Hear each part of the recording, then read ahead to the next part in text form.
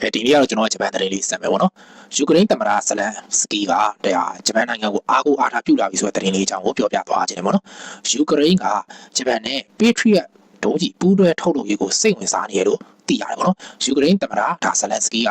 ဂျပန်နိုင်ငံရဲ့ဒီ Patriot လေကြောင်းရန်ကာကွယ်ဒုံးကျည်ပူးတွဲထုတ်လုပ်ဖို့စိတ်ဝင်စားတယ်ဆိုပြီးတော့ယူကရိန်းသမ္မတကပြောကြားလာတယ်ပေါ့နော်အဲ့တော့ Patriot ဒုံးကျည်ကဘာကြောင့်ယူကရိန်းတို့အရေးကြီးတာလဲဒါကျွန်တော်ရှင်းပြပါမယ်ရုရှားရဲ့ဒုံးကျည်နဲ့ဒုံးတိုက်ခိုက်မှုတွေကိုဆက်လိုက်ကြုံနေရတဲ့ယူကရိန်းနိုင်ငံကဒီ Patriot PAC-3 လေကြောင်းရန်ကာကွယ်စနစ်ကသူတို့နိုင်ငံတော့ဘောနော်အရေးအကြီးဆုံးကာကွယ်ရေးလက်နက်တွေတစ်ခုဖြစ်တယ်လို့သူတို့ကယူဆနေရဖြစ်တယ်လက်ရှိမှာဒီ Patriot ဂျားဖြတ်ဒုံးကျည်တွေကကမ္ဘာတစ်ဝန်းမှာလိုချင်တဲ့သူတွေများနေပါတော့လိုအပ်ချက်မြင့်တက်နေတဲ့အတွက်ထုတ်လုပ်မှုနဲ့တူတောင်မှုပမာဏမလုံလောက်တဲ့အခြေအနေနဲ့ရင်ဆိုင်နေရဖြစ်တယ်။ဘာဖြစ်လို့ယူကရိန်းကဂျပန်ကိုကတ်လာရလဲဆိုတော့ဂျပန်နိုင်ငံရဲ့ဒီ Mitsubishi အကြီးသားစက်မှုလုပ်ငန်းကုမ္ပဏီကအမေရိကန်အတိမတ်ပြုအမေရိကန်လိုင်စင်နဲ့ဂျပန်နိုင်ငံထဲမှာ Patriot PAC-3 ဒုံးကျည်တွေကိုထုတ်လုပ်ခွင့်ရတာရှိတာလေအဓိကကုမ္ပဏီဖြစ်တယ်ပေါ့နော်အဲ့ဒါကြောင့်မလို့ယူကရိန်းကဒီဒုံးကျည်ထုတ်လုပ်ရေးခန္ဓာမှာဂျပန်ကိုအရေးပါတယ်သူ့ရဲ့မိတ်ဖက်တူဖြစ်လာခြင်းတယ်ပေါ့နော်အဲ့တော့ဇလန်စကီရဲ့အဓိကရည်ရွယ်ချက်ကတော့ဂျပန်ကုမ္ပဏီတွေနဲ့ပူးပေါင်းပြီးတော့ Patriot ဒုံးကျည်တွေထုတ်လုပ်နိုင်မဲ့နည်းလမ်းတွေကိုသူကကြားချင်နေရလို့ပြောရမှာပေါ့နော်သူ့ရဲ့အဓိကရည်ရွယ်ချက်တွေကိုကျွန်တော်လေ့လာထားဖို့ရဆိုရင်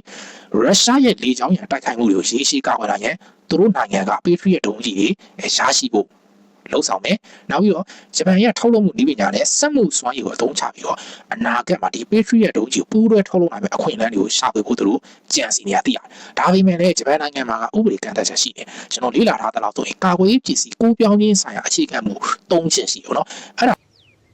ါဗဟုသုတအတွင်းမြင်တဲ့နည်းပညာတွေကိုဇွဲမှန်ဟီရိုနဲ့ဟနက်ဇခရီဂျပန် page တွေမှာဝင်ရောက်ကြည့်ရှုနိုင်ပါတယ်။2019မတိုင်ခင်ဒီကဝါသနာနဲ့တင်ဆက်တဲ့ page ပါ။အဲကြောင့်မလို့ဂျပန်ကယူကရိန်းကိုခုနကလို Patriot ဒုံးကျည်ပေးမယ်ဆိုရင်ကန့်သတ်ချက်ရှိနေတယ်။ဂျပန်ကစစ်ပွဲဖြစ်ပွားနေတဲ့နိုင်ငံတွေကိုလူသေးစေနိုင်တဲ့လက်နက်ခဲယမ်းတို့ဓာတ်ရိုက်တင်ပို့ခွင့်မရှိဘူး။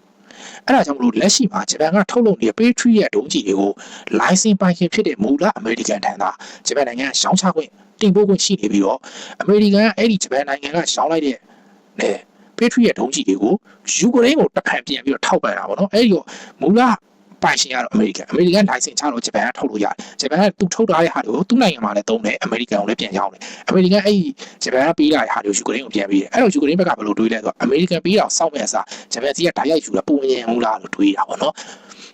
အဲ့တော့ဇလန်စကီကဘယ်လိုပြောလာလဲဆိုတော့ဂျပန်ရဲ့အဆင့်မြင့်ကာကွယ်ရေးနည်းပညာနဲ့စက်မှုထုတ်လုပ်နိုင်စွမ်းတွေကိုသူတို့အနေနဲ့တအားကိုရှုံကြည်အားကိုးအားထားရှိတယ်။ဒါပေမဲ့လက်ရှိမှာဂျပန်ရဲ့ဥပဒေတွေကြောင့်ယူကရိန်းကိုပေါ့နော်ဒီ Patriot ဒုံးကျည်တွေကို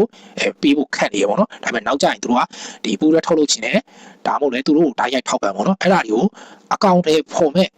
အခြေအနေကိုသူတို့ကဖြစ်စေခြင်းနဲ့လက်ရှိမှာမလုပ်နိုင်သေးရင်တော့အနာဂတ်မှာဂျပန်အစိုးရရဲ့ဒီမူဝါဒအပြောင်းအလဲတွေလုပ်ပြီးတော့ယူကရိန်းနဲ့နိုင်ငံတကာနဲ့ပူးပေါင်းဆောင်ရွက်မှုတွေဖြစ်စေခြင်းနဲ့ဆိုပြီးတော့ယူကရိန်းသမ္မတဇာလန်စကီကပြောတာတွေ့ရတယ်ပေါ့နော်အဲ့ဒီတော့ကျွန်တော်ပြောချင်တာတချို့စီးရင်နားမလည်တဲ့သူတွေကပြောနေဂျပန်ကဘာမှမဟုတ်ဘူးဂျပန်ကဒီအမေရိကန်ပြီးတဲ့နည်းပညာရေးကြောဂျပန်နိုင်ငံထဲမှာလုံနေတဲ့ဒီကာဝေးလက်နဲ့ပစ္စည်းစိတ်ယုံတွေပေါ့နော် Mitsubishi တွေပေါ့နော်တော်တော်မြင့်အဆင့်မြင့်တယ်ပေါ့နော်ဒီပြောဥရောပဒီလက်နက်ကုမ္ပဏီတွေနဲ့သူတို့ရှင်းအောင်တန်းနိုင်တယ်သူတို့ရဲ့ပစ္စည်းတွေကခုနကကျွန်တော်ပြောဆိုပြည်ပကိုထုတ်မရောင်းဘူးနော်ဒါပေမဲ့သူတို့ကရောင်းနေရတော့နေတိုးအဖွဲ့တွေတော့ဂျပန်ရောင်းနေရတယ်အဓိကတော့အမေရိကန်ပြန်ရောင်းတာပေါ့နော်တခြားနိုင်ငံတွေတော့သူတို့ကမရောင်းအဲ့ဒါကြောင့်မလို့ဂျပန်ရဲ့စစ်လက်နက်ပစ္စည်းရဲ့စွမ်းရည်ကိုလူတွေကဘယ်လိုပြောမလဲဆိုတိတ်မမြင်တာပေါ့နော်ဒါပေမဲ့ဂျပန်ပစ္စည်းတွေဘယ်လောက်ကောင်းလဲဆိုတာကိုကဘာသိတယ်အဲ့ဒါကြောင့်မို့လက်ရှိမှာဂျပန်ကဒီဥပဒေကိုဖြေလျှော့မှုပေးတာကြီးမကြခင်မှာဂျပန်ရဲ့စစ်နဲ့ပစ္စည်းကဘယ်လောက်ကျန်းထော်လဲဆိုတာကိုမြန်ဝါထင်းနေမြင်ရတော့မယ်ပေါ့နော်တရုတ်ကတော့ဂျပန်ကသူ့သားဂျပန်ကတကယ်စစ်ရေးကိုတရုတ်လိုပြန်တိဆောက်မယ်ဆိုရင်ဒါတရုတ်တော့မချောင်းဘူးနော်အခုလက်ရှိအနေထားမှာတော့ဂျပန်ကဖြည့်ချင်းတော့သွားနေတယ်ဒါပေမဲ့သူ့ရဲ့ဒါဘယ်လိုပြောမလဲအစွမ်းကုန်မြင့်နေတဲ့အဆင့်တော့မဟုတ်သေးဘူးနော်စီးနဲ့ပေါင်းတဲ့ဥပဒေရဲ့အောက်ထဲမှာသူသွားနေတော့မယ်သူ့သားဒီအောက်တွေကနေဥပဒေတွေပြင်လိုက်ပြီးဆိုရင်တော့ဒါကျွန်တော်တို့နေရတော့ပွဲစီပရိသတ်လို့ပေါ့နော်တော်တော်လေးတော့ကြည့်လို့ကောင်းမှာပွဲတစ်ပွဲတော့ဖြစ်လာမယ်ဆိုတော့သိကြပါတယ်ကျေးဇူးတင်ပါတယ်ကဘာကြီးလည်းငြိမ်းချမ်းပါစေ